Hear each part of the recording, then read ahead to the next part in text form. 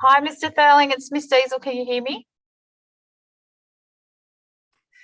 Yes, Miss Cecil, I can hear you, and we're about to go live. I'm just letting you know Miss Kane and Mrs. Gat's here with me. Beautiful, excellent. I'll go back on mute. All good. Hi, Mr. Thurling. It's Miss Diesel. Can you hear me?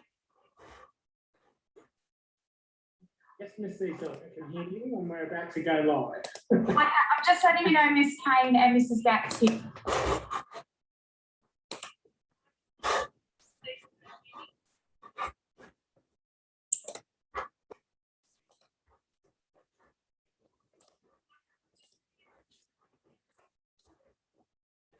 Okay, hello everyone. Hopefully everyone can hear me, and welcome to our Meet the Teacher session, our first one for 2022.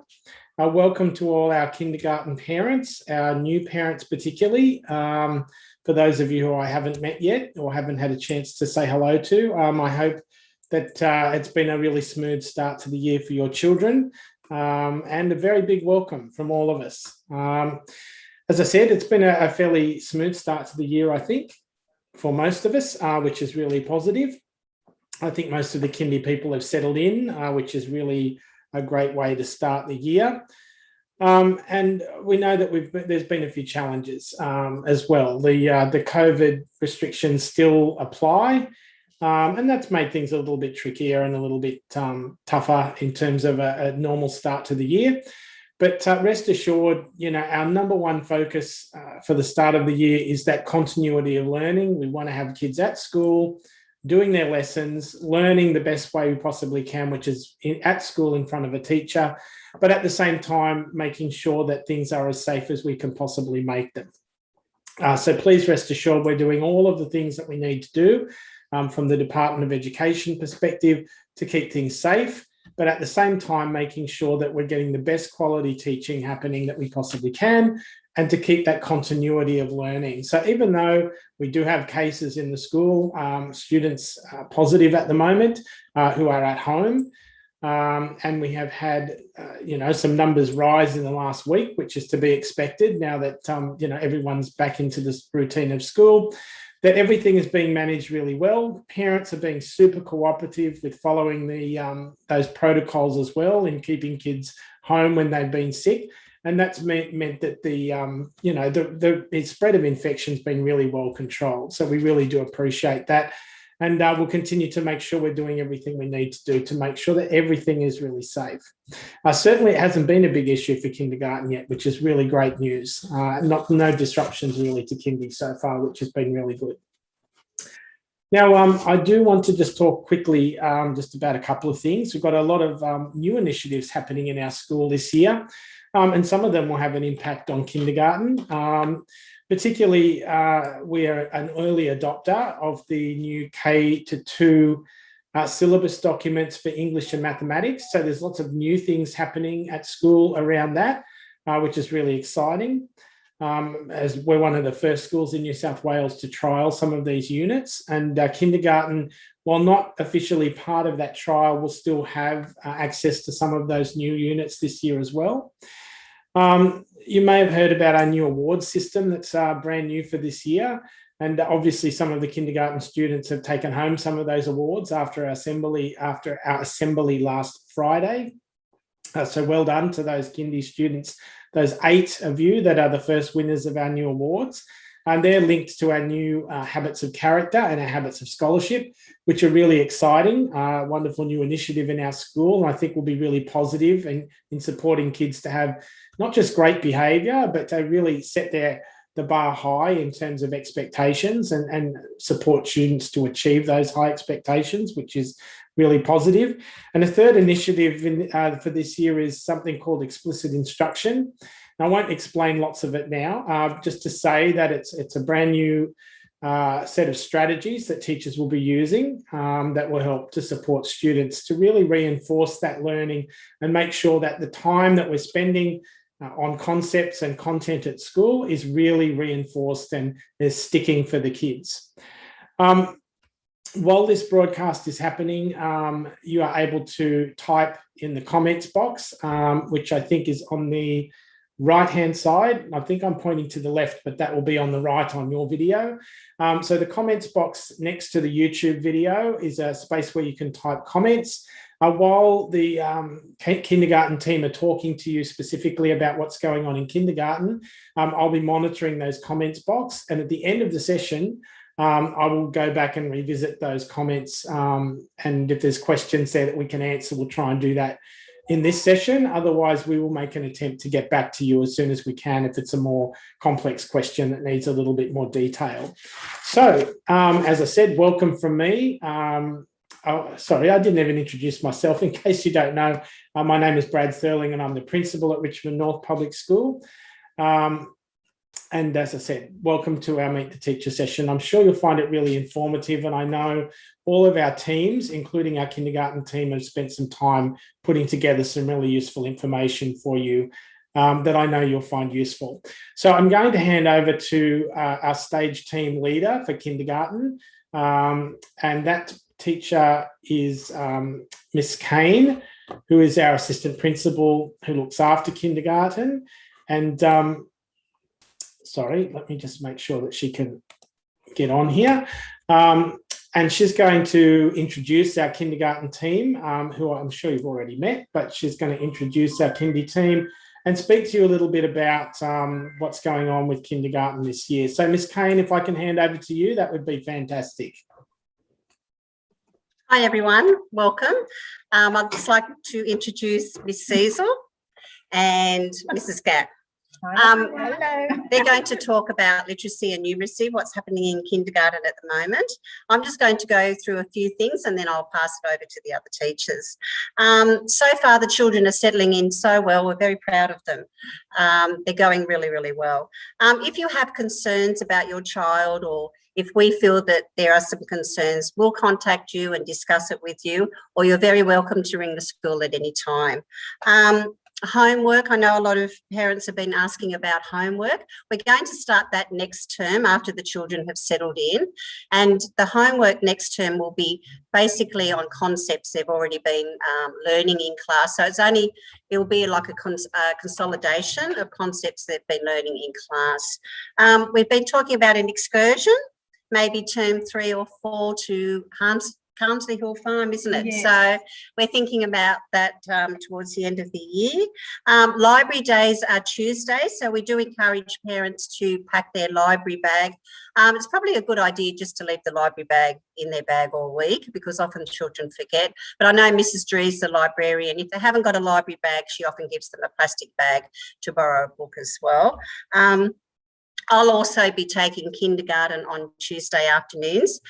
So that gives the teachers time to do planning and assessment and things like that. So had my first lesson today, which was very, very exciting. So they all received a sticker from me today. We did some puppetry and some literacy as well. So that was very exciting. Sport, I think that's going to be a Thursday, yeah, afternoon. We also have an SLSO teacher working with kindergarten this year called Lindsay Merton. So she'll be working with small groups throughout the year as well. And yeah, as Mr. Thurling was saying, any questions or comments, we can address those at the end of the session as well. So I'm going to pass it on to Mrs. Gatt now. She's going to talk about some literacy that's happening in kindergarten this year. No, Mrs. Gatt's doing numeracy. Oh, numeracy, sorry. Numeracy. Sorry, Mrs. Gatt. I'll put my glasses. I'm going to take my glasses off only because my glasses will fog up otherwise. So basically in Kindy, we're starting off at the moment with numeral recognition. So mainly the numbers 1 to 10. We know that there are students who can count further than this, but we've got to remember that there are some who don't know their numbers at all. So we're starting at a base point, and then as we get to know the students better and we know that where they're at, we can do extension for those students that are further ahead than knowing their numbers 1 to 2, but 1 to 10. But we really want numeral recognition and number formation. So we're practicing the handwriting aspect of numerals and the actual recognising of numbers. We do a TENS program, which is targeted early numeracy strategies, and it's basically learning how to use numbers, how to recognise numbers, how to work with numbers. So a lot of that is hands-on. They won't be they won't be bringing worksheets home for that. It's hands-on games. We use a lot of dice. We use dominoes. We'll be using paddle pop sticks. We'll be using counters. We'll be doing those sorts of activities. And again, the brilliance of TENS is we can target it to the students' abilities. So the students will be initially starting together, and then they'll be branching off in groups and doing things that are challenging at their level of understanding in regards to number and using numerals. From term 2, we'll also be introducing strands. So we'll be talking about things like your fractions and decimals, your space and geometry, measurement including time, and doing activities on a fortnightly basis based around those subjects as well. We don't start those subjects until term 2 because we really want to get a handle on those 10 strategies and working with number. But like I said, your kids will come home without worksheets to do with our number activities necessarily, but having had a very busy day in group work, individually, using hands-on manipulative materials to do those number formations and number work. We also like to integrate mathematics through all of our subjects. So if we're doing a focus text for the week, I know there are activities with our mathematics that will actually go with a literacy text, and we'll build those into the programs as well. So kids can see that mathematics and numeracy can go hand in hand and can actually cross over the boundaries of each other and those lessons. But those lessons, again, are really hands-on, and the kids have lots and lots of fun with those. So they will come home telling you what they did that day. So, yeah, basically that's it. We do lots of number work. Counting. Lots of counting. Lots of counting. Okay, hi everyone at home. I'm going to talk to you a little bit about what literacy looks like in a kindergarten classroom. The lots of different aspects of literacy. I'll just start with the program that we use from kindergarten to year 6. We use a phonics literacy program here called Sound Waves that becomes the spelling program in the higher grades. So you might have heard the kids coming home singing some songs like Bounce Balloons, but, and Crazy Kites, Well, we've really hit the ground running with those sounds. So we're working on a sound a day, which sounds like a lot, but what we do is we'll do a sound a day for the first term, and then for the remainder of the year, we actually go back and visit all of those sounds, and we spend quite a bit of time on them. So if you haven't heard them, ask them about the Bounce Balloons song. So they should all have most of their sounds, even if they're just singing the rhyme by the end of the year. So in that Sound Waves program, we're learning a sound, we're learning the name of the letter, the sound of the letter, and we're also learning how to write the letter, which might sound really simple to us, but it might take us quite a few days to learn the correct formation for like a letter A, circle and a stick, because it's really important that the kids are forming their letters correctly, so that when they go on to the higher grades and they're needing to write fast, that they're forming those letters correctly. And in the kindergarten room, you can probably appreciate there's all sorts of formations going on at the moment. So, but that's our job, and we'll get them forming their letters correctly. So that's basically our Sound Waves program. Later on in the year, we'll introduce some sight words into that program, as well as running our own sight words program. Later on, probably next term or late this term, the children will come home with a set of words. We'll actually send them home on some flashcards. So just get them out, get the kids to have a go, just to reinforce what we're learning at school. So they'll come home with around 5 or 6 words at a time, and these are words that you generally can't sound out, that they need to know via sight, and that's why we call them sight words, and we'll aim to do quite a few of those throughout the year. So we'll have a Sound Waves program, we have a sight word program. We'll also be, obviously we're teaching reading in kindergarten. We haven't got to reading groups yet because the children are still learning routines and listening to the teacher. It does take quite a while, but by the end of the term, we hope to have them in some kind of reading groups or reading routine. So the children will read each day with the teacher, and they will go up levels. They're not aware that they are going up levels. Sometimes we don't tell them. Some fly through them, some don't.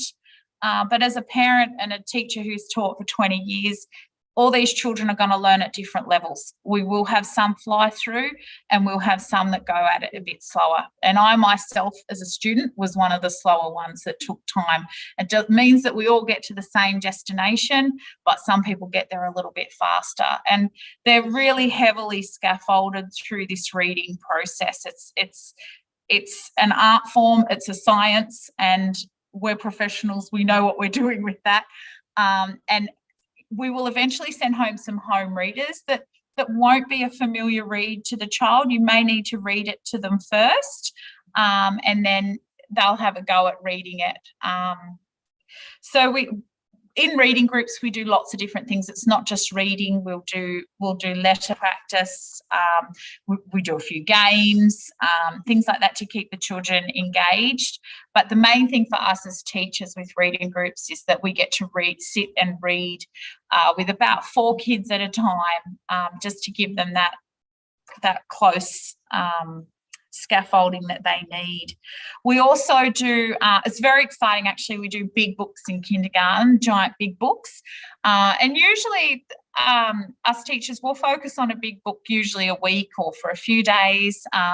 The children like to have a go at reading it too, and sometimes we'll do some literacy activities around those big books. The other thing that we'll work on in literacy in kindergarten is writing sentences. It's going to take us a while to build up to that, but we will get there. By the end of kindergarten, not only will we be writing sentences, but we'll be writing multiple sentences. We will focus on capital letters, full stops, correct spelling, finger spaces. Finger spaces are a big thing. So we're not at that point yet, and we won't start doing that till the end of term when the children are settled in, and we'll get them doing sentence writing. And that might start by cutting and gluing words in the right place. That might not necessarily be writing the sentence themselves at the beginning, but that's the end goal, that they're all writing sentences by the end of kindergarten. I guess basically the last thing to mention about literacy is that our job as teachers is to immerse the children in literacy. Literacy is one of the most important subjects that we'll teach, literacy and numeracy. So generally from morning time to recess, usually we will focus on literacy for that whole 2 hours, and then numeracy usually in the middle session. And the last session we usually leave for things like science and art and history and geography and things like that. But we do actually cover those topics in kindergarten as well. I think I've covered everything around literacy. Keep an eye out for the sight words when we send them home. Stick them on the fridge, stick them on the back of the toilet door, put them in the car, wherever it is that the kids can have a go at mastering those sight words. And I think too, it's important that the parents read to your child. Children can learn to read just by hearing the parents read a story of a night time. And I think sometimes that's gone a little bit by the wayside. Parents are very busy, but that is such an important thing, just sitting there and reading any story to your child, even at bedtime, things like that, because they do model all the sentence structures and everything that you're reading to them. And as Shani said, that immersing the child with literature, that's one of the main things as well. Just seeing print at the shops, printing around the classrooms, and that develops a love of literature. And I think with that comes confidence. And if a child is confident within themselves, they will learn and they will go through the levels quite quickly. If a child isn't happy at school, if a child is a little bit withdrawn, things like that, which we do develop while we're here at school, but it is important that if a child is happy, that's when they learn the most. And I think here, what is good about kindergarten this year, we have got experienced teachers, and that doesn't mean that they're going to do things exactly the same, because often they don't. So it's hard to compare classes. You know, you can't compare two different classes, because what Miss Cecil might do with her reading will be different from Mrs. Gatt. But that's not to say they're still not teaching the same content. They may teach it a lot different as well. Another focus this year with the new English syllabus coming in next year is vocabulary. So that is a main focus, and that used to be a main focus years ago when we used to teach kindergarten, you know, the old picture talks and things like that. So that's a main focus this year with children, you know, developing confidence, speaking in front of others, talking about the text that they're learning about. And another important part that we've all decided as well with children is a time to play. They might think they're having free time, but it's not free time, because I think especially the last couple of years with COVID, a lot of children haven't had the opportunity to mix with other children as well. So this will be a main focus. So often if they come home and say, we didn't do anything today, they actually did. They're actually, you know, playing with each other, and social skills plays a large part in their education as well. And just what you said on vocab as well, and I know this is hard, parents, because it was hard for me as a parent too. Now is the time that we have to start correcting if they're saying things incorrectly, like me go to toilet, things like that. We have to stop and say, yeah, we need to stop them and correct them, because and it's, I know it's cute, and it's, you know, you don't want to correct your kids because it sounds so cute, but they end up writing it like that. Me go to the toilet, you know, so they need the proper language. Yeah, we all just have to become the vocab police, I think. But yeah, we will get there. We will all get there at the end destination. Well, they're all settled. It's amazing. They're very, very settled, which means they have the ability to learn things, to listen to instructions. Where some children, it takes a while for them to settle, but after looking at them today, I was really, really impressed. They follow instructions. They're all smiling, which is good. I love that. So I said that to my class today. I said, we've been here for 13 days and look at all the things we know how to do. I said, how many things are we going to know how to do by the time we get to day 100? And they're like, wow, we're going to know so much. I said, you know so much already, so it's really good to see. I think we were just talking before we started this meeting how kindergarten is the year where they actually learn the most. And the most important. It is the most important year of their learning. More new concepts in kindergarten than any other age. Yes, So we were saying, you know, you can't build a house without the correct foundations, and you can't have a child go further in their education without the right foundations. And they do get there. And we're both all three of us are very passionate about that. So you know, we are. We seem to be on the same page, aren't we? We're very passionate to be. So it's really important to us. So we are making sure, we will always make sure that. And teaching to the children's needs. Absolutely. You've got the content to teach, but if that content isn't applicable to the needs of the children, so I think this year will be teaching to the needs of the children. They eventually get there. As I said, I don't like, you know, referrals to paediatricians and things after the second week of kindergarten, because often they're only very, very young. Yes, we might identify there may be a few problems, and if we have concerns, we'll talk about that to you. But overall, you know, some children aren't ready till year 1, year 2, even year 3 to learn to read. But we'll get them there. But yes, we are determined. We are determined, Miss Haynes said, you know, everyone's learning at their own level, which is why Miss Cecil and I may do things the same. We may also do things differently, because we're catering to the needs of the children in our class. So we would look at something. I've already changed things that I've done in the past to suit this cohort of kids this year, because this is what this year's kids needed. You know, just changing little things just because we're looking at the needs of the students and making sure that they're getting the best possible experience. And I think developing that individual relationship with the teacher and each child, it's the most important thing. It is important. And the parents too. You have to feel happy. And as I said, if you've got concerns, don't stew over things. You know, it often just takes a phone call and put your mind at rest about things. If you feel your child's not coping at home with homework, that's another issue too, because often at school they cope all right. Then at home, you know, they might be crying, they don't want to do their homework. It's just a phone call, really, and we can sort these things out. But yeah. Mr. Thelling, is there anything that you would like us to address? Any questions or? Yes, just a couple, and you've touched on some of them already, but I guess maybe we can just, play around with them, and if there's anything we haven't covered. Okay. But one question that's been posed is, and prior to the conversation just then, was basically just what should I do if I have any concerns about my child's learning? I know you just kind of explained that. I guess I would just add to that in the first instance, always go to the child's teacher. I think that's really important because they have the best knowledge of what's going on with the child.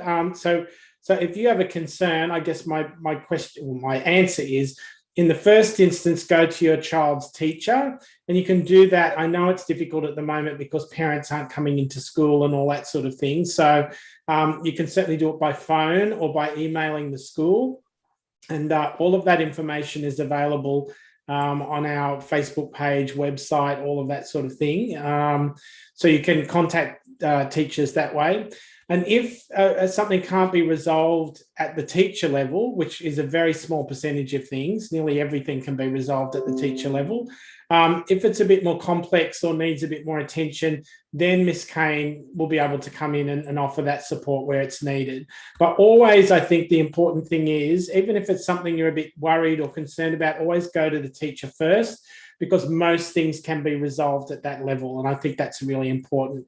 But like Miss Kane said just a moment ago, is that contact us early with things. Don't let things get big. Even if it's just a little thing and you think, oh, I'm not sure if I should say anything, better to raise it early and get an answer or a resolution early, and then you don't have to worry about it for weeks before you decide to raise it. So I think that's really important.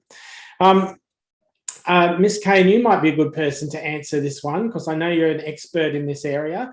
Somebody has asked, what's the best thing they can do at home to help their child with reading? What's the best thing that they could do? I think reading to them to start with, because they're only so young.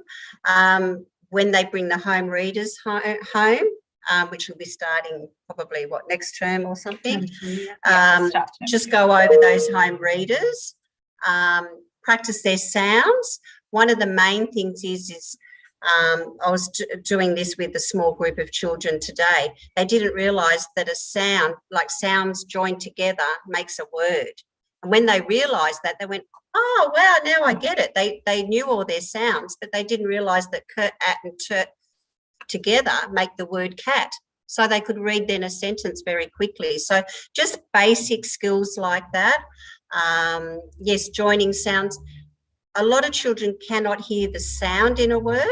So if you say the word cat, you're going to write the word cat. They can't hear kurt, at, turt. So practicing the sounds in a word. They can't hear the sounds. There's no way they'll be able to write them. So that's just a few little things to start.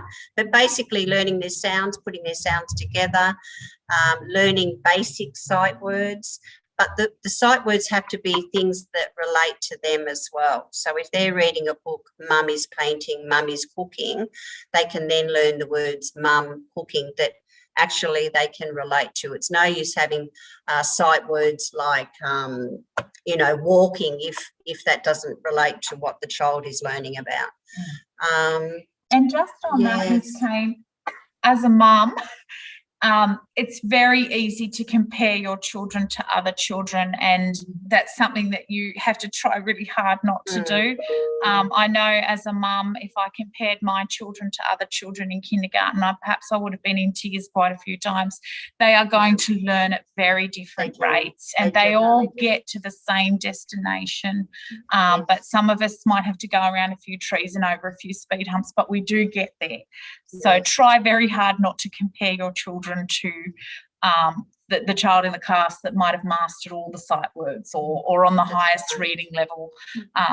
What we're looking for is progression, and they do it at different rates.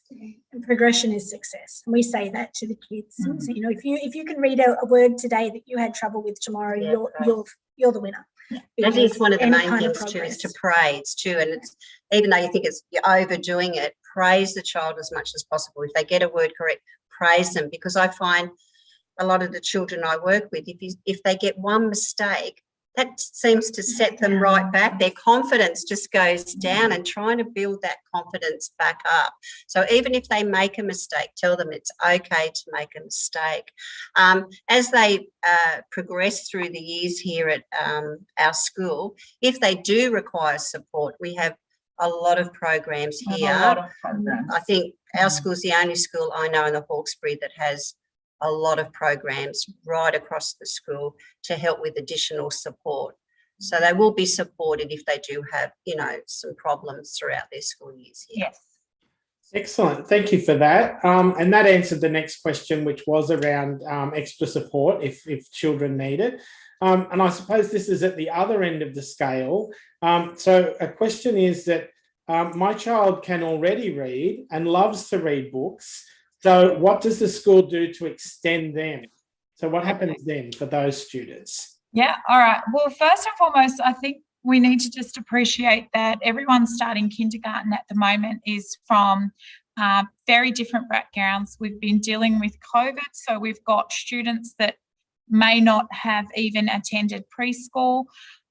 So what we do with those students who require extending is we will provide work for them at their level of ability. As we move on to math groups and reading groups, the children will be grouped more towards their ability.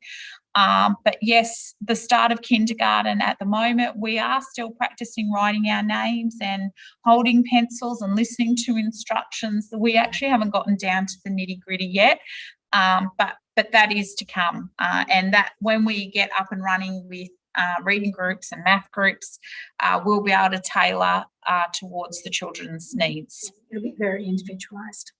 Yes, that's the word we're looking for. Perfect. Great answers. Thank you. There you go. No, thank you very much for that. And I think, look, we've pretty much covered everything there. I think you've given a good overview of everything, and we've answered the questions and covered all of those. So I think that just about brings us to the end of our kindergarten information session. Thank you, teachers, and thank you, Ms. Kane, for your leading that session for us. I appreciate that. And thank you to all the parents, and I know there's quite a few that have joined us. I've been watching the numbers on the YouTube channel, so there's been a few there watching. We weren't just talking to ourselves. That's fantastic. So thank you to those parents who joined us, and thank you for the questions. Please feel free, if there's any other questions that you think of, please feel free to email them through or call the school, and we'll try to answer those for you. And of course, this recording of all of these information sessions will be available on our YouTube channel after the broadcast, so you can watch it back. And if there's anything you forgot or missed, you can watch the video back as many times as you like if you need those answers. So that should be good.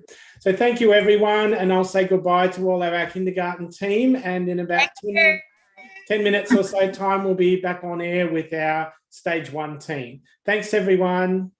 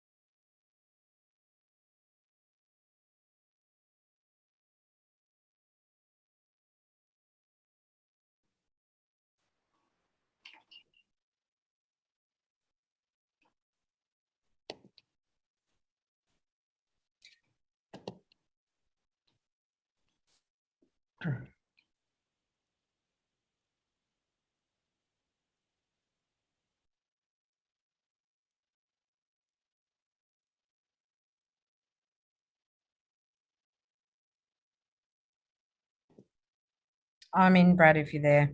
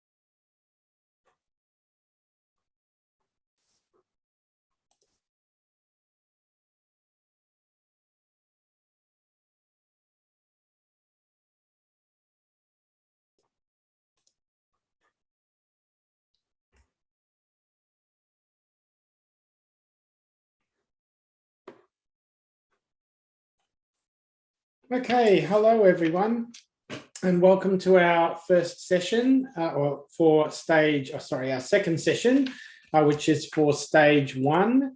And hopefully you'll find the session really informative and useful. I think everyone found our first session for the kindergarten students really helpful, and I'm sure this one will be just as informative. For those of you who don't know me, my name is Brad Thurling. I'm the principal at Richmond North Public School. And I'm going to be hosting the session, but it will be led by our assistant principal, Mrs. Young, who we'll see in just a few moments. And she'll tell us all about the detail around what's happening in stage 1 this year. So far, the start of the year has been relatively smooth, which is always a positive way to start a year.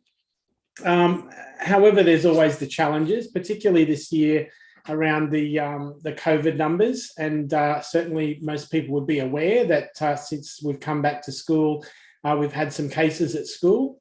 I think it's important for parents to understand that moving forward, our focus as a school is always going to be on trying to maintain that continuity of learning while at the same time keeping students safe.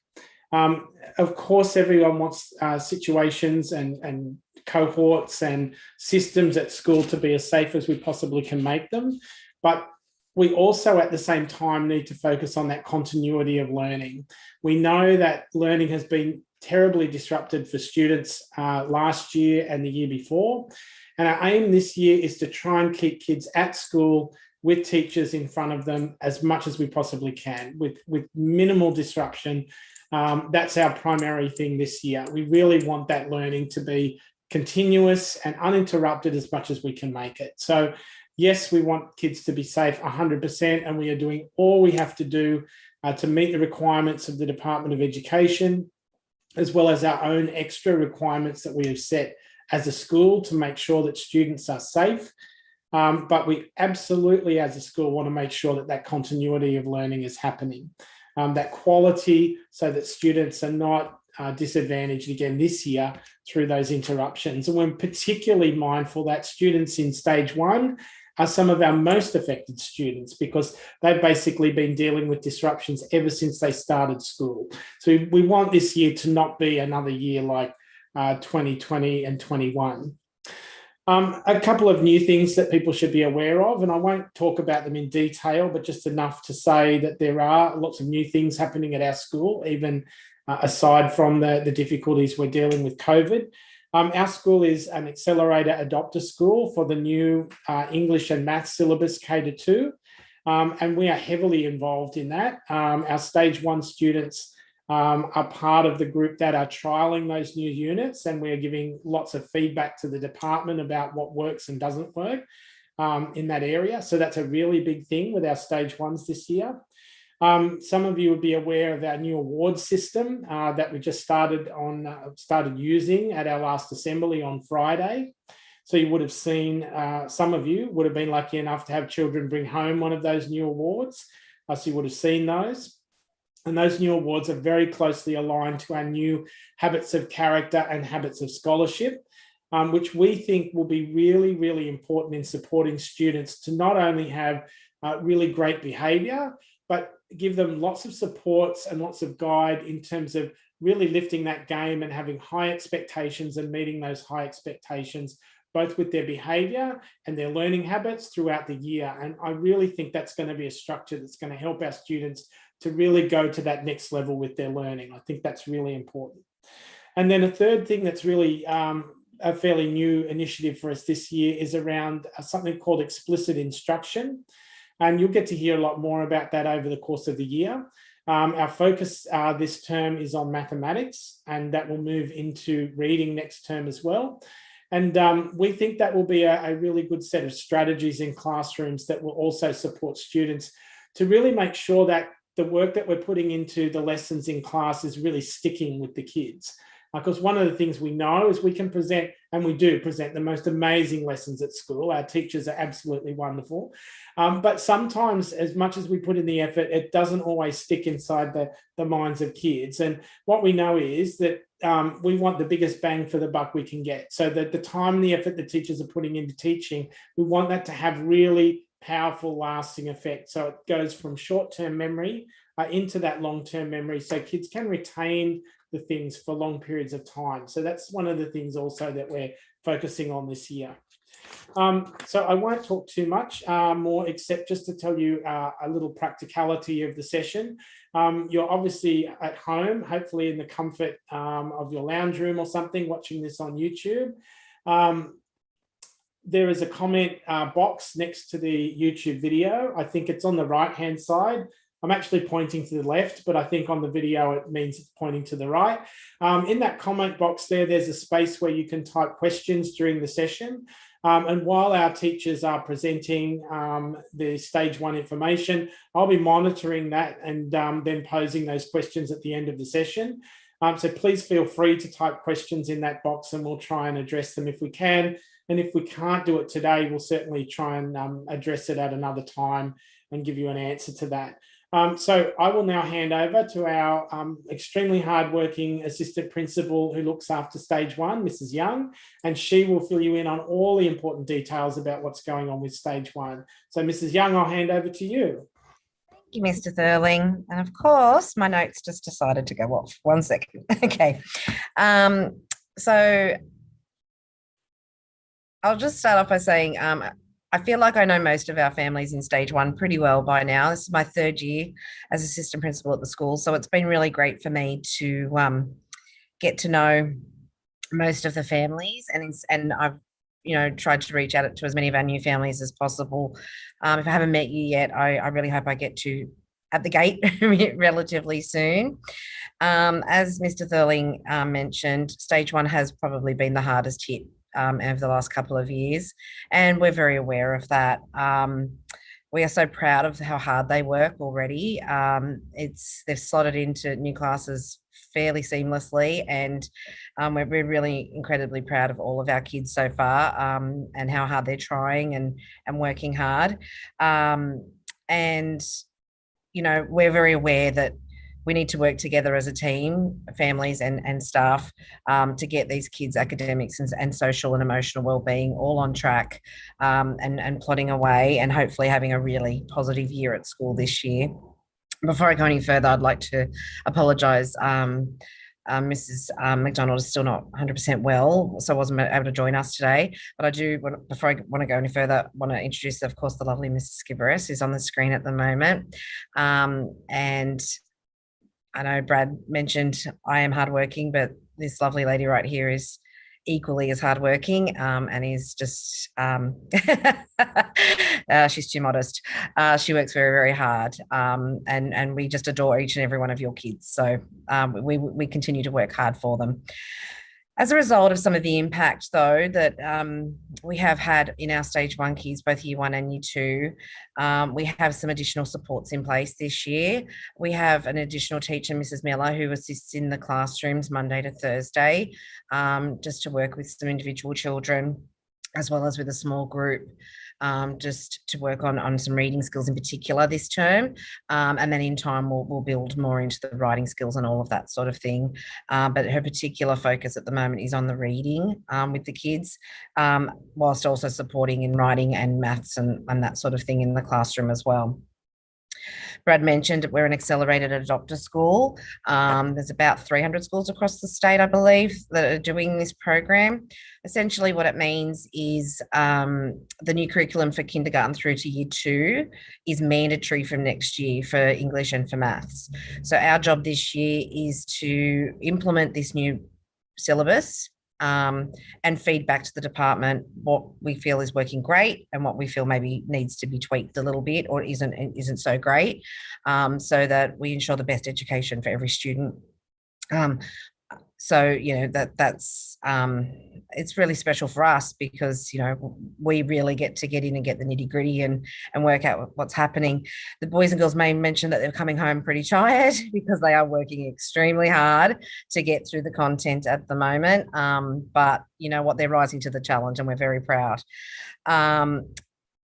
Brad also mentioned around the EI staff, the explicit instruction, and what we're finding is the units of work that the department have that we're delivering to our students are fitting in quite well with that explicit instruction model. And so the kids may talk about maths warm-ups and things like that moving forward. Or, you know, Mrs. Young moved at a million miles an hour, and that's what that EI is around, is just that quick computation, and then we move on to the more detailed lesson. Anyone listening to the radio today would have heard that we've actually already been doing equivalent equations, which is pretty amazing for stage 1 already, and some of them have done a really good job of that. We will be focused on child protection this year, this term I should say, as one of our PDHPE units. So, you know, just ensuring that, you know, children are very aware of their rights and responsibilities. Next term, we have our Footsteps dance lessons coming in. So the company from Footsteps will come out and teach the children dance lessons once a week, which they love. They've done drama last year. Yeah, they're gonna absolutely love doing that. We do have an excursion booked in term 3, which you'll get more detail about down the track. I know it's been really hard with COVID and excursions haven't really gone ahead as planned. So I have booked it later this year in term 3, hoping that, fingers crossed, all goes well and we can go ahead with it.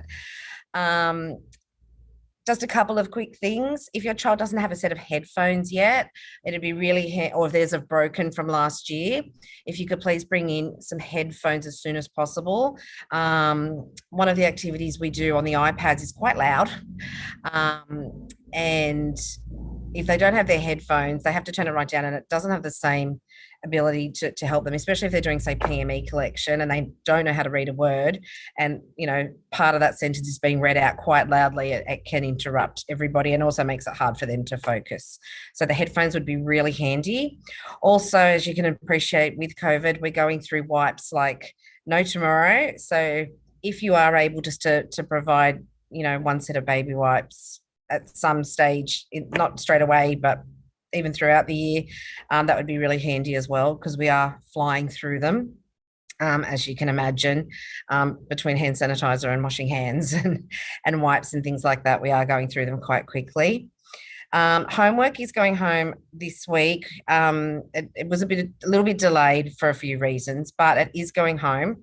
Homework may not look the same for every student. So some kids will bring home home readers, and I encourage you, please read with your children, and please have your children read to you every single night. If you do no other homework than that, I will be, and Mrs. Skibberis and Mrs. McDonald will be very happy teachers. If your child is an avid reader, I've encouraged them to borrow from the library and read their library books instead of the home readers that we have. Home readers are very much leveled readers. And if your child's already very much a non-board sort of a reader, then please, by all means, they can read their library books or chapter books. But for those kids that are still learning to read, you'll find some of the kids will be bringing home sight words to practice. They'll also be bringing home maybe some decodable texts that are just basically a little piece of paper that they fold into a little square and make their own little book, and they can draw pictures with. So please be doing those activities with your children, practicing their sounds and what we call phonemes, graphemes. Graphemes is the way we write the sound, maybe a letter, it could be a group of letters like sh, sh, and also practicing those sounds, the phonemes, what they hear. And getting them to use those. So that they're the most important things for homework, is just getting that reading up and running. It's a little grid activity for homework, so that you can choose to do as little or as much as you like. Please don't feel that you have to do the whole lot. Thank you for doing that. So you don't have to do the whole lot. Like I said, the most important one of all is the reading. You'll also find that your children will be bringing home, if they haven't already, they will very soon, be bringing home their logins for things like PME collection, reading eggs, mathletics. And, you know, they are encouraged to do those things at home as well. Most of our kids at this stage have paid for their textbooks for the year, which is fantastic. For the small handful that haven't yet, if you are having any trouble with that, we totally understand. And please just give the office a call and we can work something out, just to get those last small number of kids with their books so that they can we can get a wriggle on with using those texts. If there is any major issues with that, please call the office and leave me a message, or the classroom teacher a message, and we'll sort that out. I think I've covered the majority of what we sort of need to go through for the here and now. I know in time you may have a question, or there may be something that happens, or and we're all very approachable. I know it's really hard at the moment because not being able to come in on site, but please just, if you can't grab us at the gate, or if you can't, you just really need to have a chat with us. Please just make sure you call the office, leave a message, and we will be back in contact with you as soon as we possibly can. Obviously, if we're on class all day and on duty and stuff, it might take a little bit of time, but we will get back to you within 24 hours or so. So yeah, please let us know if there is anything that comes up. Like I said, I'm beyond proud of the start that these kids have had. They are hard little workers. They are rising to the challenge. They know we have high expectations, but they really meet them. You are raising beautiful little humans, and we are amazingly proud of all of them. So, did you have anything you wanted to add, Mrs. Skibberis? No? Okay. Do we have any questions coming through, Mr. Thurling? Hey, I wanted to make sure I allowed enough time for that. No, that's all good. I have some. The first question is that I noticed on there is that everyone was saying they can't see Mrs. Skibberis, and I think the reason is because the way the YouTube is the way the Zoom seems to be set up is that I think it's only putting the camera on when someone speaks. So if Mrs. Skibberis can just say something, at least I'll know that she's here. There she is. Now I can see. Oh. I think, so you are really here. Hi, I am here, I promise. I'm not sure if that makes a difference, but I am a big chatter, I promise. But the reason why I didn't say anything before is because usually I don't stop.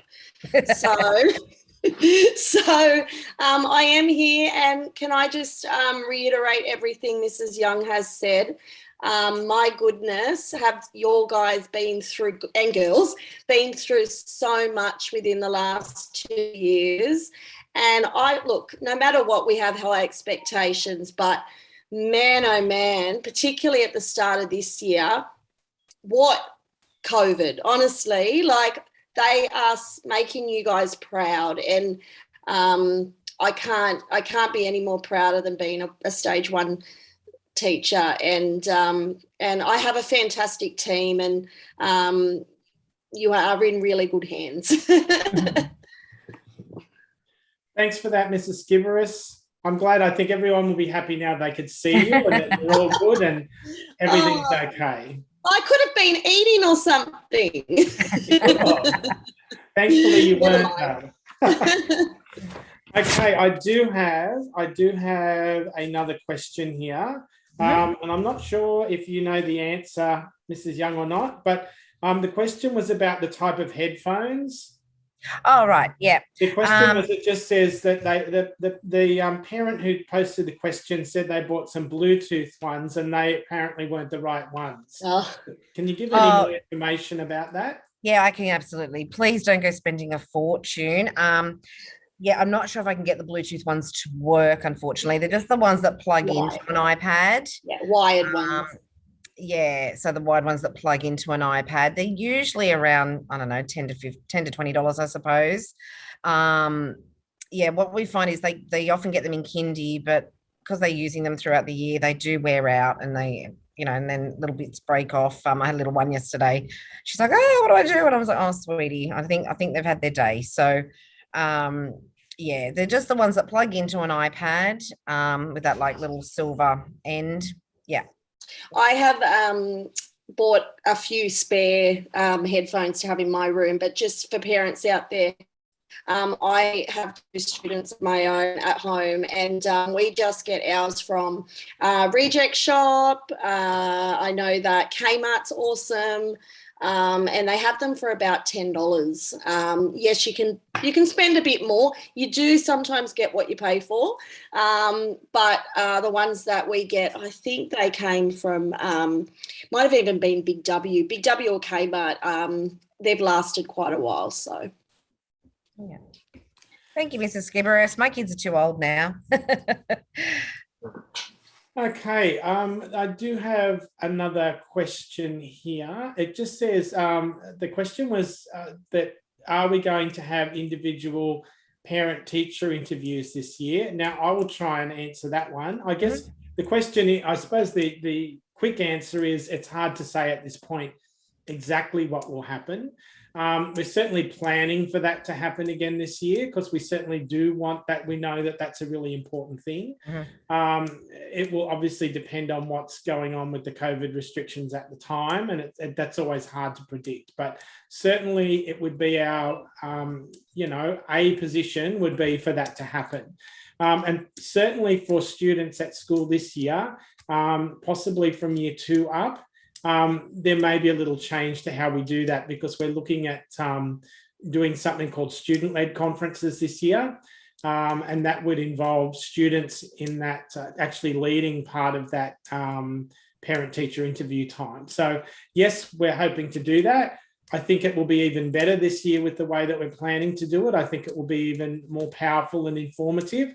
But obviously the bottom line is going to be what are the COVID restrictions. So we'll see what happens, but hopefully, yes, that's certainly our plan. Let me just quickly look on the screen again. That just said about the PME collection books are still set at the same level as during homeschooling last year. Should there be higher levels appearing soon? Would that be possible to answer, Mrs. Young? Would Certainly. you be able to answer that? Yes, absolutely. We've only just recently completed the rollover, and we're obviously still working out reading levels for our students. Now that we've pretty much got that data in place, we will have that done really, really soon. So if by the end of this week your child doesn't have the correct level that they're capable of, please just, like I said, let me know. But I'll be working on that for the rest of this week. As you'd be aware, Mrs. McDonald has been away, so hers may be slightly more delayed, but hers will be done by the end of this week as well. But yeah, I do apologise. We were just waiting on collecting all of that data and making sure that we knew 100% where the kids were at to set it at the right levels for them. Sure, that certainly makes sense. So yes, coming soon, guys. So if you're worried about that, those levels will be fixed fairly soon. I have a question here about, it says, do we need to provide adapters for the iPad if they only connect to a normal port? I think that... No, shouldn't need to. Yeah, I don't think so. I think that it's a fairly standard plug, audio plug, I think. I'll just grab a pair of headphones now to hold up. That might show. Yeah, good idea. Yeah. Good question, though. Yeah, sometimes those technical ones can be a bit tricky. So yeah, there we This go. is a nice... Am I going to pop up? Oh, yep. I want a pair of those ones. This is a nice colourful pair that I just grabbed. And if I hold it up as close as I can, you can just see sort of the silver end.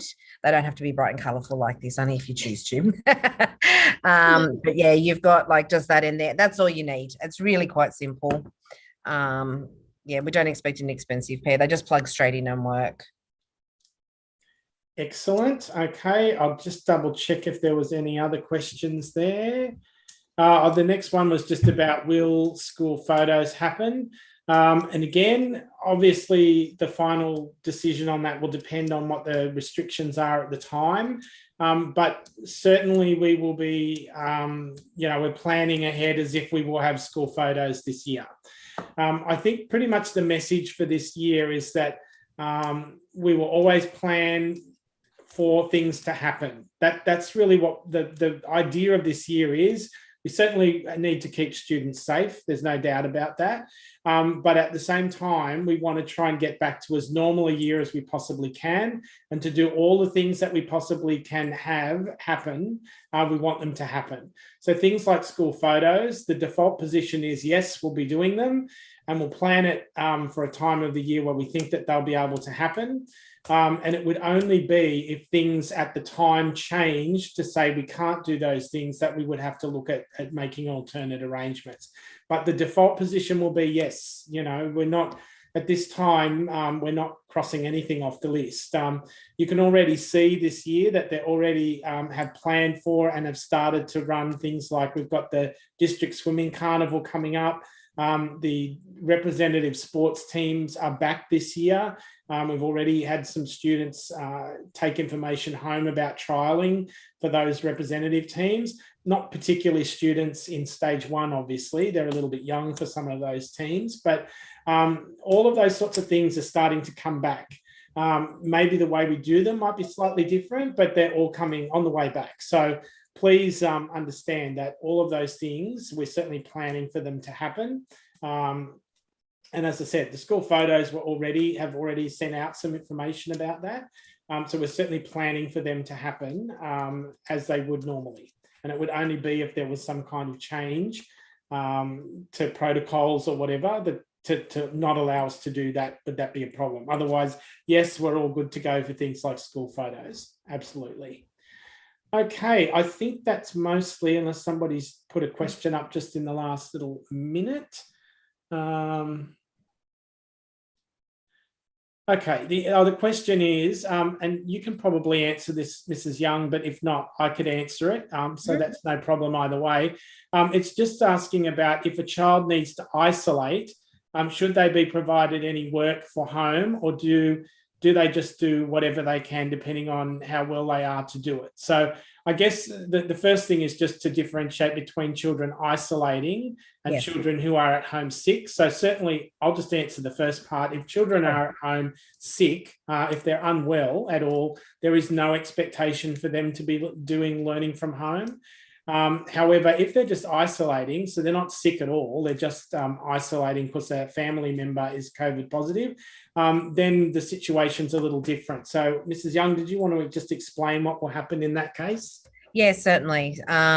We've already actually had a couple where this has happened. So we will send through, we can email you the link that has the learning packages for the learning from home. And like I said, we already have a couple of students who have engaged in that process already. If that's the case, your child won't actually be marked absent from school. They'll be marked as flexible learning because they're learning from home for that week or that period of time. But obviously they need to be engaging in the learning from home packages as set by the Department of Education.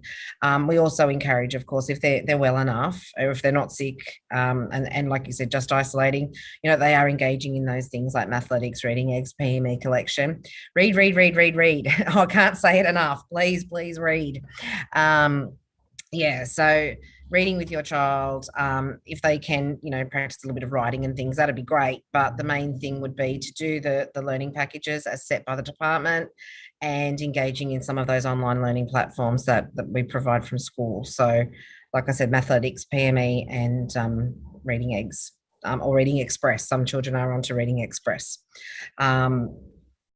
So if that's the case, they're the main things. Oh, and sound waves, sorry, I forgot sound waves and sound waves. So they'd be the things I'd be encouraging you to do.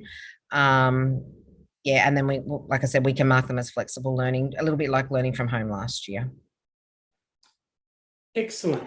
Okay, thank you for that, Mrs. Young. And I think that's pretty much all the questions that I can see. Let me just double check that I haven't missed anything. I think that's everything that I could see in terms of written questions there. Certainly, if there's any other questions and anyone wants to keep typing them after we finish, that's fine. We'll certainly have a look through them after the session. And if there's something that we can deal with after the session, then we will certainly do that or get back to you at a more appropriate time once we can get an answer for you. So I think that just about brings us to the end of the session. That's all the questions answered, I think. Thank you to Mrs. Young and Mrs. Skiveris for joining us there. We do appreciate your contribution to our Meet the Teacher event. And thank you to the parents, and there's quite a few of you on there that have joined us. So thank you very much for giving up your time to join us and learn a little bit about what's going on in stage 1. We hope you have a pleasant rest of the night, and we will be signing off here. And in about 15 minutes time, we'll be back on for our stage 2 and 3. So thank you very much, everyone, and have a great night. And if you didn't get a chance to watch everything, or you've forgotten some of the messages, all of this is recorded and will be available for your further review later on our school YouTube channel. So if you missed anything or need to go back and see it again, or you know somebody who missed the session, they can go back and look at it later. No problem at all. Thanks very much, everyone, and good night. And we may see some of you back for the stage 2 and 3 in about 15 minutes time. Thank you. All right, thanks. Bye.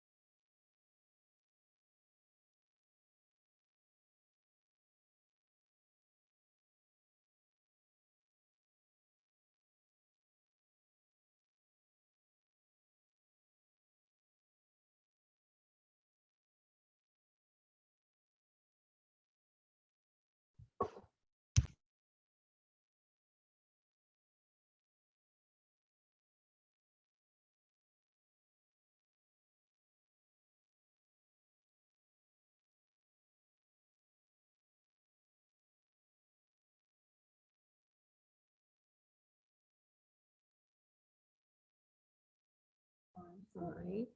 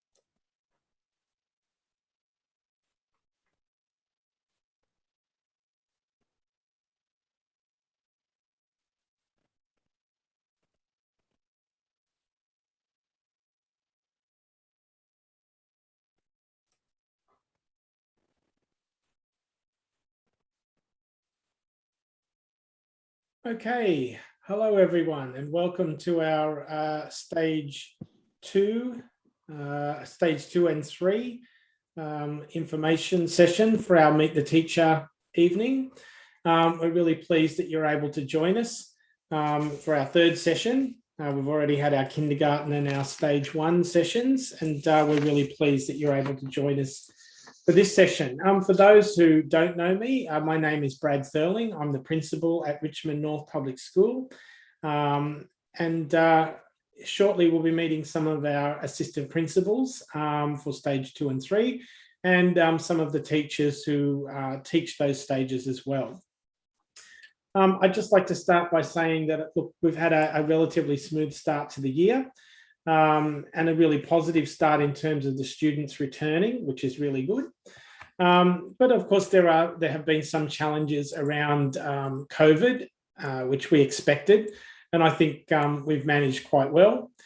And so I guess I wanted to just start the session by saying to parents that the real focus at school for this term and moving forward through the year is this idea of continuity of learning while maintaining safety for students. So yes, of course, we absolutely want our students to be safe at school, and we want to make sure we're doing everything that we need to, both in terms of department mandated systems as well as our own school systems, to make sure that schools are as safe as we possibly, the students are as safe as we possibly can have them. But we're really, really mindful that we've had 2 quite disrupted years at school in 2020 and 21. And we really want to make sure that as much as possible is that we try to get back to business as usual this year, and to maintain that continuity of students at school with a teacher in front of the class teaching them wherever we possibly can manage that. So everything this year is about maintaining that continuity. So, you know, we are going to have some cases at school. We are going to have students away at different times. And can I thank parents for being really on board and cooperative with those protocols, particularly around keeping your children at home when they're unwell, using the RAT tests where it's appropriate, and PCR testing where it's appropriate. Also, you know, responding really positively when we've had to make phone calls to parents to pick children up from school who have been feeling unwell at school. That cooperation is really helping the smooth running of the school and making sure we can maintain that continuity. Now, we know that at different times of the year, we're going to have spikes in cases in different classes. That's to be expected. Not particularly because kids are picking it up at school, but, you know, people are getting back to normal life. Kids are going back to sport, dance, all of these sorts of things. Kids are going to birthday parties, all of the normal things that we want kids to be getting back into their lives. But it also comes with some risk. And so we know that because people are getting back to normal life, there's going to be some cases that pop up from place to place and time to time. We're not going to get alarmed about it. We know that there's going to be instances where we will have staff off from work, and we will do everything we can to make sure that there's continuity of learning, in that, you know, if we have a teacher at school who can cover a class, or we can engage a casual, it is going to look a little different, but we're going to be really positive about it. We hope you can stay positive about it.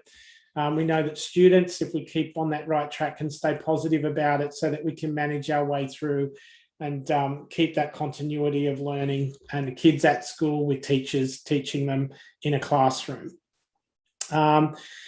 Aside from that, moving on, there are a number of new initiatives this year that I just wanted to touch on quickly before we cross over to the teachers. Our K-2 cohort working on the early adoption of new syllabus documents in English and mathematics. And that's the precursor to it eventually coming through into the primary sections later on. But for the next couple of years, that focus is on K-2. And as an early adopter school, that's a really big focus for us this year. Some of you may be aware of the new awards system. If you were able to join us at last week's assembly, you would have seen the new awards that we're presenting. And some of you may have been lucky enough to have children bring those awards home. You know, 4 people from every class got them last week. So some of you would have brought them home. Children would have brought them home. And you'll see they're very closely aligned to our new habits of character and our habits of scholarship. And for those of you who don't know what those habits are, they're quite prominently displayed at our Grosvale Road entry and our Elizabeth Street entry. The totem poles there have all of those 10 habits on them. 10 are habits of character. So that's, you know, how you are as a person governs behaviour. And the other are habits of scholarship, which govern work habits and attitude towards work. And we think that those habits, in tandem with the awards system, will go a long way to support our students to really develop those important behaviours that they'll need to be successful. but also provide them with a really good scaffold to take their learning to the next level. We're hoping that that will provide them with some incentive, with some structure, to really take that level, to up the game with their learning this year, which is something that we really want to do, around those high expectations and supporting students to achieve those high expectations. So lots of new things happening, and you'll get to hear a lot about that during the year as well. Now, just a couple of technical things before I hand over to Mrs. Wilkins. And that is that there is a comment box on the the right-hand side. I'm pointing to my left, but I'm actually, I think on the video, it's pointing to the right. Of course, it flips around on the video. So on the right-hand side of the video box on the YouTube channel, you'll see a comments box. Please feel free to put any questions in there, and we'll keep a monitor of that. And then right at the end of the presentation, we'll flip over to that questions box, and we can have a look and see if there are any questions that are typed in there, and we'll do our best to answer them. If we can't answer them at the end of this session, we will endeavour to get an answer back to you as soon as possible if we can't do it now. So please feel free, listen to the presentation. If you have a question, type it in the comment box and we'll try and answer it for you. Thank you very much for joining us. We really appreciate you giving up your time, and I appreciate our APs and our hardworking teachers giving up their time to present as well. And I hope that you will find the upcoming session as informative as our earlier sessions were as well. So Mrs. Wilkins, if I can hand over to you, and then I will turn my camera off. And just so everybody knows too, I think the way, and I'm no expert at Zoom, but I think the way this meeting is working is that all of the teachers are kind of here, but you will only see the one who's speaking at that particular time. So if so Mrs. Wilkins is going to start off. Once she starts speaking, you'll see her on the screen and I will disappear into the ether. And then as other teachers, if they're going to contribute something, they speak, they will pop up on the screen when they speak as well. So you won't see them all on screen at once. You'll only see them if they're speaking or making a comment. I'm not sure why it's set up that way, but that's how it's working. Just so everyone knows, because I think in the last session, a couple of people were asking about other teachers who we were talking about or referring to, but you couldn't see them on the screen at the time. So that's how it's working. So I hope that all makes sense. Mrs. Wilkins, over to you. Oh, I think, are you on mute? Sorry. That's better. Yeah. Now we'll be able to see and hear you. Excellent. Thank you, Mr. Thurling, and welcome everybody to our to the third session with our Meet the Teacher Night. It's wonderful to be able to get this information across to you guys and to give you the opportunity to ask any questions as well. So we're going to go through a few things. We've got Mr. Morden's going to have a chat about some general information and some behaviour expectations in stage 2 and 3. Mrs. Johnson's going to go through the different teachers that engage with stage 2 and 3. Miss Connolly is going to talk about stage 2 camp, sport and zone trials that have been busily already happening. Miss Donaldson's going to talk about stage 3 camp. Mr. Morton's going to have a chat about homework and our badges assembly and our leadership positions.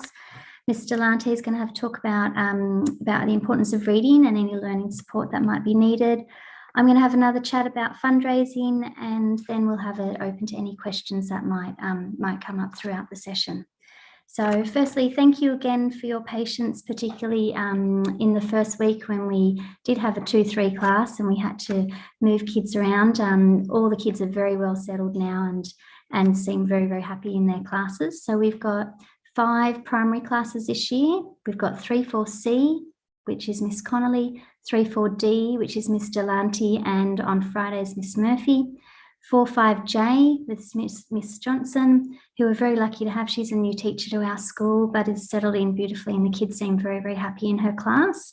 5-6D, which is Miss Donaldson, and 5-6M, which is myself, Mondays, Tuesdays, and then Mr. Morton, Wednesday, Thursday, Friday. I might just hand it over to Mr. Morton to have a little chat about some general information and behaviour expectations. Thanks, Mr. Morton. Hi, everybody. Thank you very much for joining us tonight. So just behaviour expectations. I think most of you have been at our school for a little while. So behaviour expectations that we have within our school, I don't think I'll pop up on your screen, but hopefully you can hear me. If you have any concerns at home, if something's been brought home to you that you don't think has been made aware to us as teachers, can you please contact your child's teacher? That would be the first point of call. That would be really handy if that's the first person you could contact. And that can be via phone, it can be email, whatever is most convenient for you. You can just email the school and that will get to the teacher relatively quickly. So yeah, the classroom teacher is probably the best person to contact if something's happened. They typically know your child the best. Next one.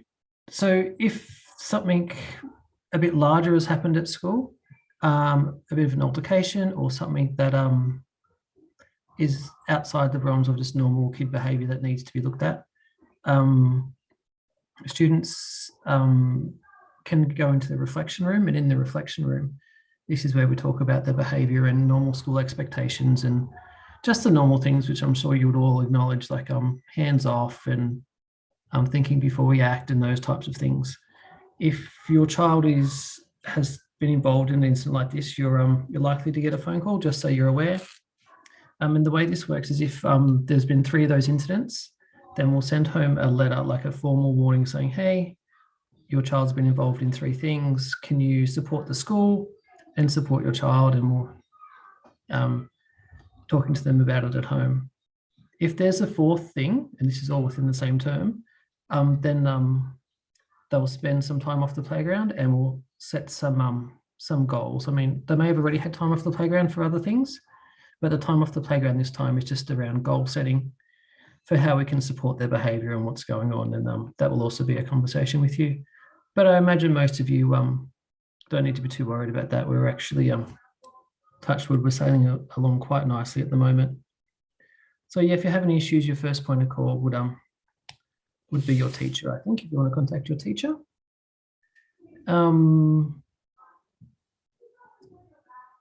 Mrs. Wilkins, I think we might hand over to Mrs. Johnson, I think.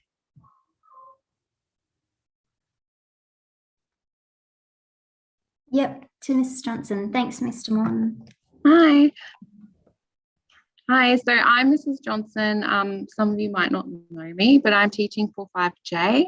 I'm going to talk a little bit about some people that support us in the school. So we have Mrs. Rath and Mrs. Smith. They're going to be our COVID catch-up assistance people. So Mrs. Rath will be stage 2 and she'll take a small group in literacy and numeracy each week. That'll be the same with Mrs. Smith. So she's going to support our stage 3 people. And they're just some kids that just need a little bit of extra help with some things, especially if we can see that there's only a little bit that they'll be able to help them, and then they'll be moving on to other goals. So that's a really good thing we have for our school. The other ones we have is Mrs. Dreves, and she's our librarian, and she's going to do full stage 2. She's got Thursday, which is 3-4D and 3-4C. For stage 3, 4-5J and 5-6M are on Tuesday for their library days, and 5-6D is on Wednesday. And then lastly, we have Mrs. Hayday, and she's doing RFF for us, and she's teaching history this term. So we're really excited and happy to have her doing that. And I think that's all from me. I'm going to pass it on to Mrs. Connolly. Thank you.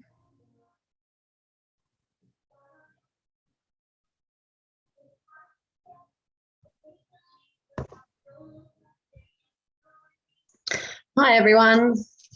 I'm going to be talking about camp just to begin with, which is stage 2 camp, which is on Thursday, week 4 of term 4 this year, and it's going to be at YMCA Yarramundi this year.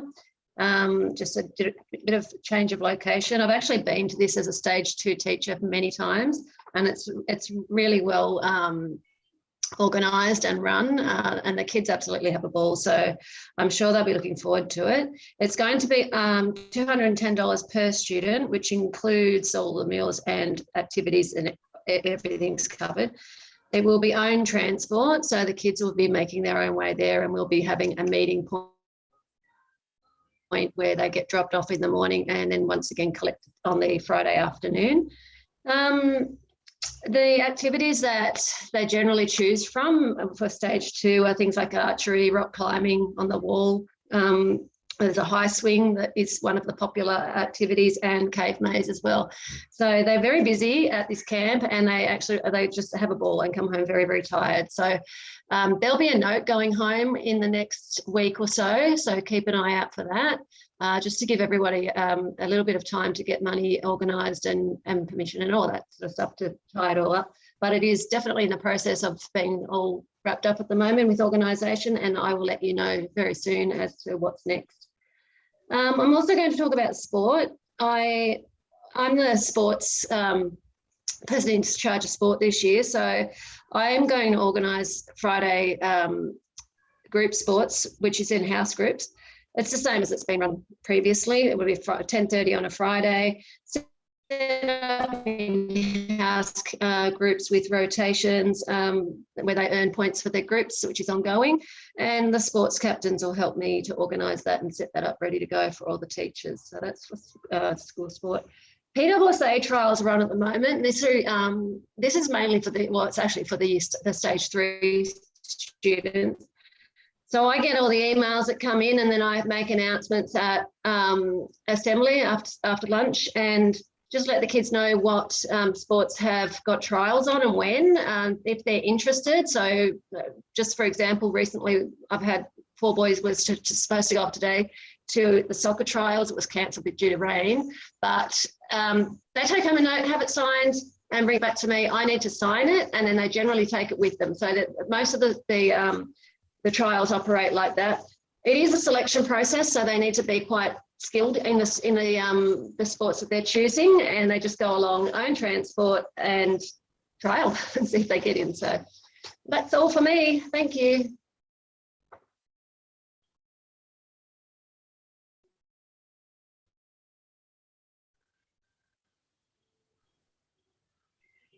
Thanks, Mrs. Connolly. Ms. Donaldson, did you want to have a chat about stage 3 camp, please?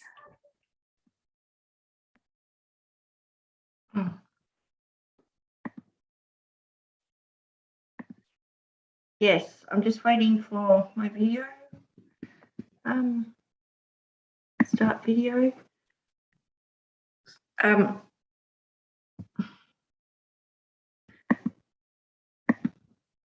I am here. It says I'm waiting for the host to start my video.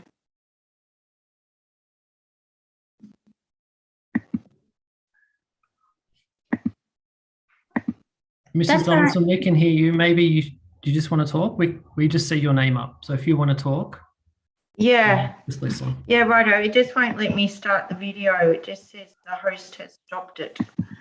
Okay. All right. So this year, hi everyone. This year we have changed also our camp spot for stage 3.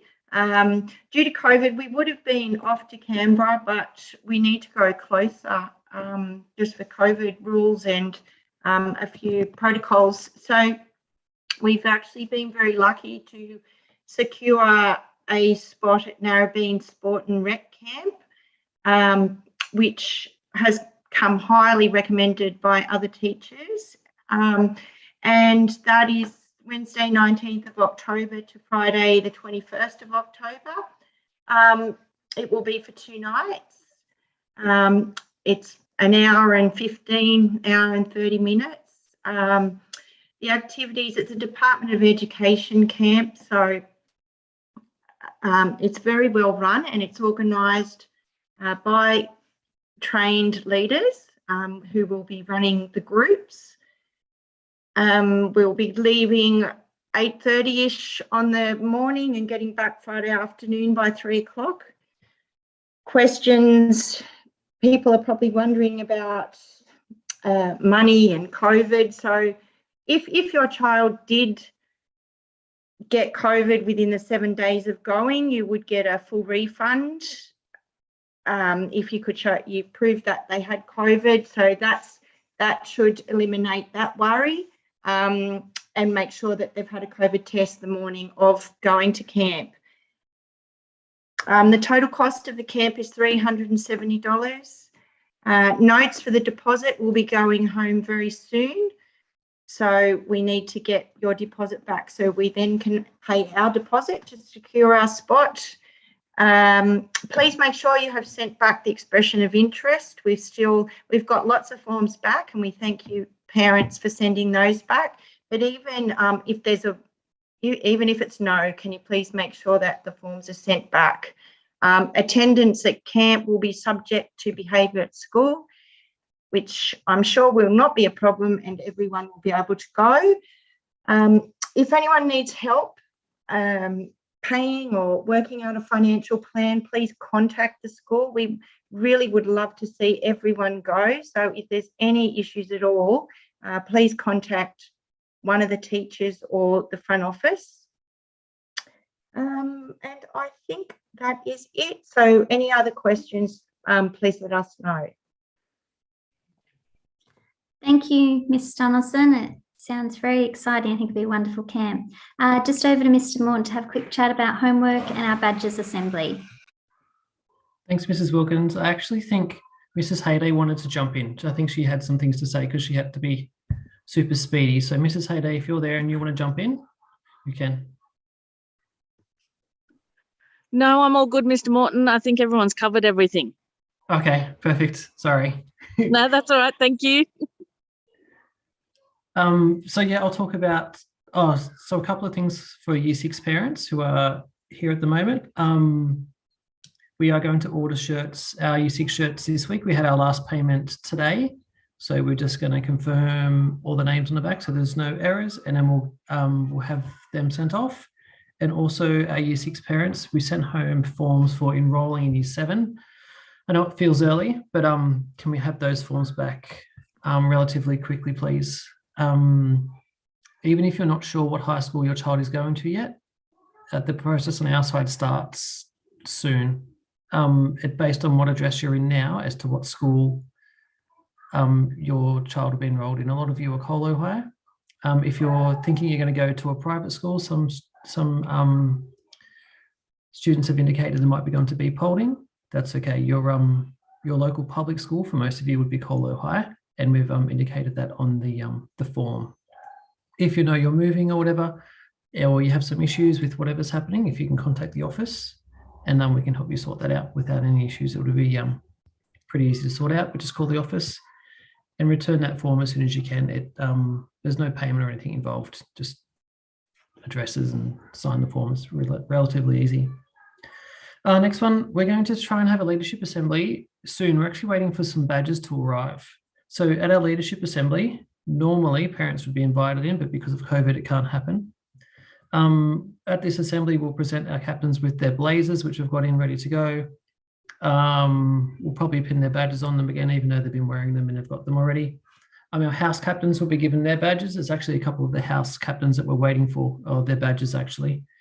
And we have some library monitors this year, which some of our Year 5s are super excited about. We have library monitors down there with Mrs. Dreves. We'll let you know when that is, and we'll stream it live similar to this, and we'll record it as well so that you can watch it back if you're unable to see it. Homework at the moment is going home on Mondays and coming back on Fridays. We've had some questions about it from our kids, but that's our current plan. We'll, if anything changes, we'll let you know. It is on Teams, which working in stage 2 last year, we put our homework on Teams, and also on paper. We photocopy it for those people who don't have access to Teams. Lots of kids really enjoy doing it on Teams. It's a really effective way for them to share their homework with us and for them to ask questions. But if your child is someone who doesn't have access to Teams, that's no problems. We just photocopy the sheet. It's actually exactly the same if they're doing it on Teams or if they're doing it at home. There's no difference between it.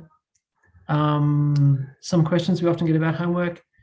Is it compulsory? No, your child won't have any consequences for not doing their homework. I know in my class and in most classes, they get rewards if they do their homework. but there's no consequences. There's no like detentions or there's staying, like there's none of that type of stuff. So it's just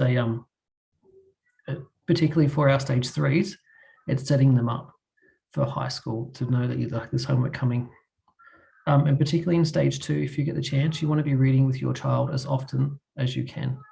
I know that if you're listening to the stage 1 recording, reading is the best thing you can do with your child. Whether you're reading to them, they're reading to you. Lots of reading is what you want to be doing. If you find something's too hard on the homework, let the teacher know. We try not to make it anything too difficult. It should be stuff that is relatively straightforward and they can do without too much support. But if you just want to check it when they're done, they should be able to knock it over relatively quickly. I know some of our kids get it done like in the first half an hour on Monday and it's done for the week. But however you run your house, you do it your way. We're here to support. If you need any help with homework, let us know. If it's too difficult, let us know. If it's impossible for it to happen at your house, just let us know. We're all here to help.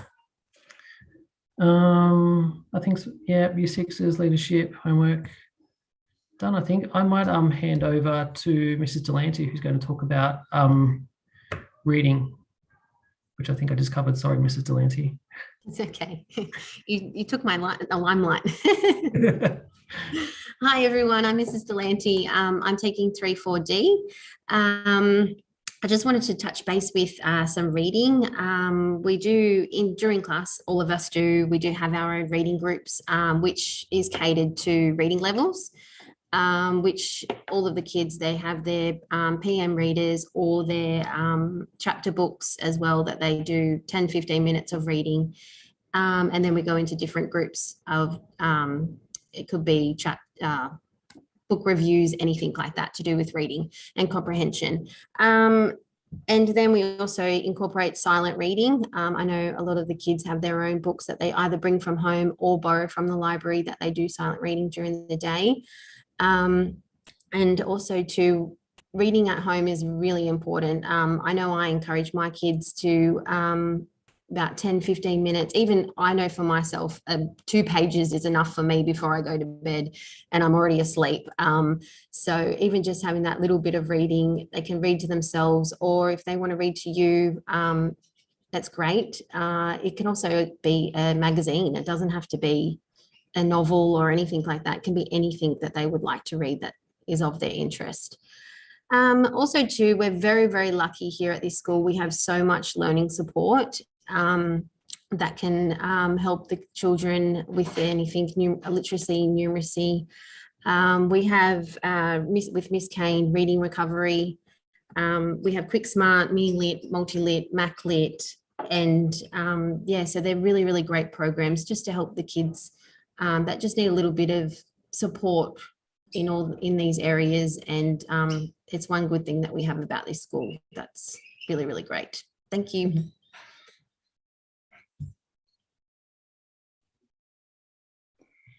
Thanks, Ms. Delante.